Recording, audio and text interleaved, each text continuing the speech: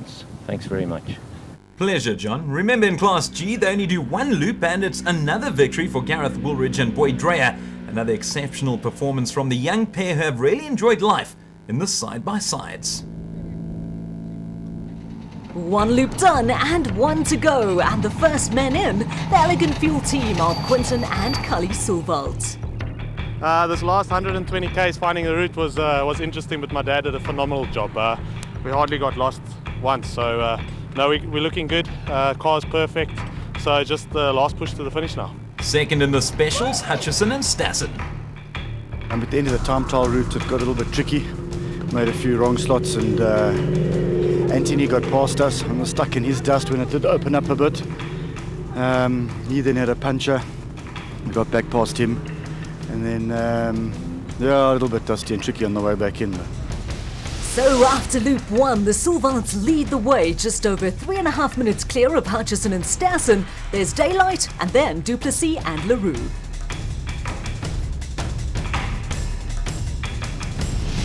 Amongst the productions, the Atlas Copco Ford of Fiss and Bardenhouse up front, while Taylor and Murphy are in second place. I must say, it's actually pretty nice. You know, everyone was holding us up a little bit this morning, and then eventually wrong slotted, I got past. We were going nice, keeping out of trouble, keeping off the rocks, not to get any punches, and then as luck would have it, I got a puncher. I think it was when we went through one gate, there was a dropper that punctured the wheel.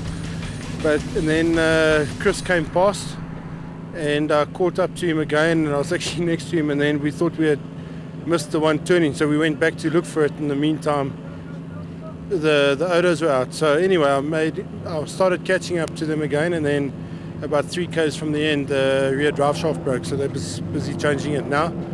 But yeah, we'll see. I think it's going to be quite a good dice now towards the end. An eventful loop for Anthony and Dennis, as was the case for the Horns from Malalan, their highlights looking worse for wear. We were behind cars in the dust, and we went under a tree and it broke the windscreen. Okay, so it looks worse than it was? No, it's not that bad. We're still driving. We're battling. The dust is just a big problem. Big problem. We can't pass cars. And our screamer stopped working, so it's just not a good day for us today. Certainly not. The Horns not even in the top 10 as Fiss and Bardenhouse are up top, but just 45 seconds clear of Taylor and Murphy. Venter and Van Alleman looking good in third spot, 2 minutes and 15 seconds off the pace. Back to the racing, and the Sulvalts looking very comfortable up front. They had no issues whatsoever in the first loop, which Quinton said was extremely fast. Visser and Badenhorst first in Class T. Chris said at DSP that he was feeling 100% and had no after effects from his injury. Hot on their heels, the motorized bats of Hutchison and Stassen. It's currently a specials 1-3 with the production sandwiched in between. Let's hope for Taylor and Murphy's sake they experience a cleaner run in Loop 2. Of course, Visser will be hoping that's not the case as he searches for his first win in his very first race of 2014. Third in Class T, Jason Venter and Vincent Van Alleman. That's despite wrong slotting in the dust during Loop 1. Holding on to fourth, Malcolm Kark and Johan Berger. Malcolm summing up the first loop simply as all good.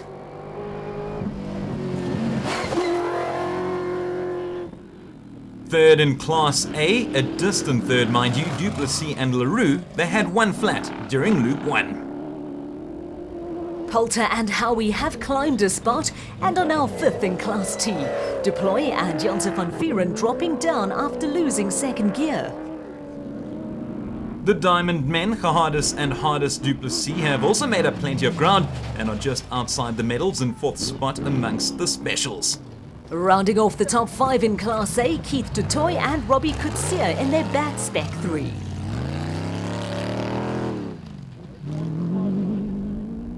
Leading matters in Class S, Dion Venter and Jaco van Aert from 4x4 Mega World, despite their car overheating. Jannie Visser and Yorks LaRue are lying second in S. They also wrong slotted in Loop 1, blaming the dust as the reason.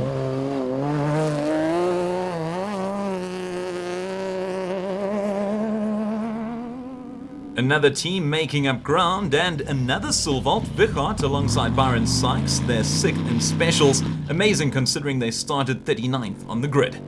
The windscreen lists highlights of Johan and Werner Horn, another pair that have climbed. They're now 6th in Class T and 8th in production. The first of the region racing competitors, and it's our celeb team. Terence Marsh and Shlubi Mboya, 7th in class and going at great speed. They do, however, look to be slowing down, and they've come to a stop. Oh, and it's just the wrong slot. They're back on track, and we'll blame Terence for that one.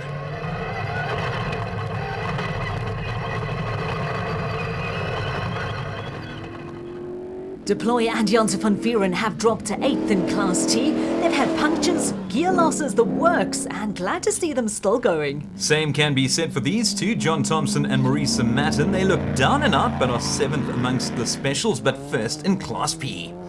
Rounding off the top 3 in Class S, Peter Ruthven and Hansi Reeder, the pair describing the route as being fast and dusty.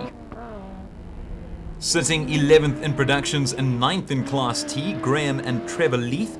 They very kindly helped Henny de Klerk in Loop 1 after they rolled their BMW X3. Richard Fuller and Jaco Forster making an appearance. Their BMW X3 is currently 10th in class, and could they get their first finish this year?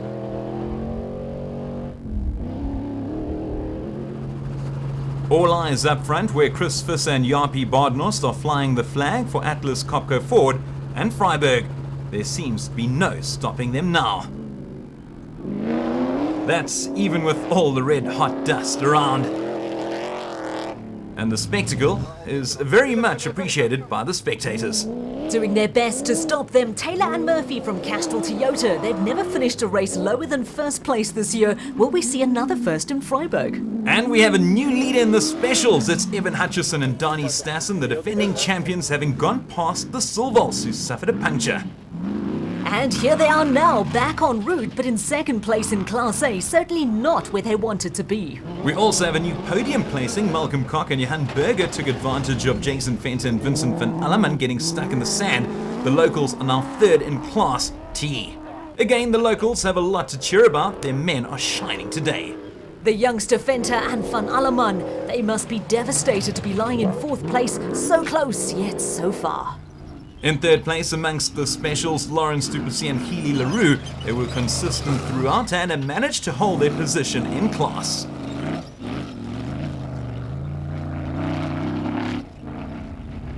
Not long to go, and it's Chris Visser and Jaapie Badenhorst from Atlas Copco Ford who are on their way to a tremendous victory. Fairy tales don't get better than this. Visser, having not driven since crashing at Dakar, claims the win. Yeah, I must say I'm actually stunned. I can't believe it. Unfortunately for Anthony, that had a flat tire, and luckily we passed him and could have stayed in front of him. And Jaapie that put us on the right track the whole day. Yeah, I must say it was an awesome event. As for the other locals, 3rd for Kockenberger. Last year we were robbed of a 3rd place 20 k's from the end, so today is very special for us, and yeah, it went well. It went very well. Visser and Badenhorst crowned the champions of the Vryburg 450, with Taylor and Murphy claiming 2nd place, while Kockenberger rounded off the podium. It's the race of comebacks. Evan Hutchison and Donnie Stassen, the defending champions, having not tasted victory all year, capturing the crown in Class A.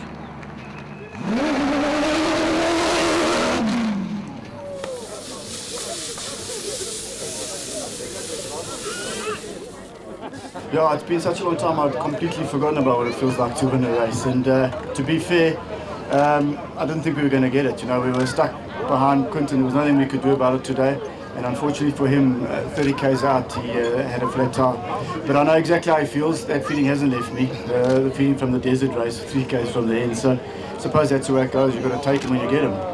Congratulations to Hutchison and Stassen. The motorride pair finishing 20 seconds ahead of Quinton and Cully Silvault. That's how tight it was, while Duplessis and LaRue grabbed their 3rd spot. As for our Regent Racing celeb Shlubi Mboyo, 9th overall, meaning Shlubi is 5th in the celeb standings ahead of Neil Tovey and Marius Roberts. And the vibe is just so relaxed and it's very family orientated and it's all about fun and it's all about like just, you know, separating yourself from the rest. And I like that. That's my kind of stuff. Next month, we're back in the Free State for the 7th and penultimate leg of the Donaldson Cross Country Championship. It's the Tabanchu 450 and it's not to be missed. The Donaldson Cross Country Championship, brought to you by